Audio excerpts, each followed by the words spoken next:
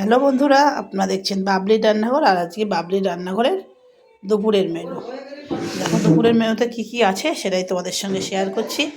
দেখে একবার দেখো তো, দেখে তোমরা বলতে পারো না কী কী কী আছে। দেখো, প্রথমেই দেখাচ্ছি লেবু আছে। প্রথমে দেখো লেবু আছে, তারপরে দেখো বেগুন ভাজা আছে, সাথে আছে এই যে পটল ভাজা। বুঝতে পারছো, এটা পটল আর এটা বেগুন। এটা কিন্তু আমার দিদিদের ক্ষেতের বেগুন। আর সঙ্গে আছে কি বল, থোর বা অনেকে ভাড়ালি বলে। এগুলো কলার গাছের যে ভেতরে থাকে মোচা করে থোর, থোর ভাজা আছে। সর্ষে ফোড়ন আর লঙ্কা দিয়ে থোর ভাজা। আর আমি একটু ঘি দিয়েছি টেস্টের জন্য। ঘি না দিলেও চলে, রয়েছে একটু দিয়ে দিলাম তাই।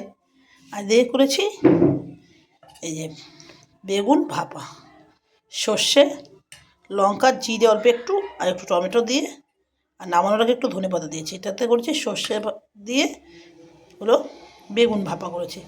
আর সাথে করেছি দেখো মুগ ডাল। আজকে যেহেতু শনিবার নিরামিষ, তাই জন্য মুগ ডাল করেছি। দেখো মুগ ডাল করেছি, শুধু মুগ ডালে কোনো সবজি টবজি কিছু দিনই। আর সঙ্গে করেছি যে ভাত। যে দুপুরের মেনুতে আমরা খাচ্ছি, তো ভাত, মুগ ডাল, বেগুন ভাপা, থোর, পটল ভাজা, বেগুন ভাজা, আর আছে লেবু। আর সঙ্গে যেটা আছে সেটা এখন রান্না করা হয়নি বা রেডি করা হয়নি, পাঁপড়। পাঁপড়টা পরে ভাজা করে নেবো আমরা, যেটা এখনও ভাজা করিনি। যখন খাবো তখন ভাজা করে নেবো।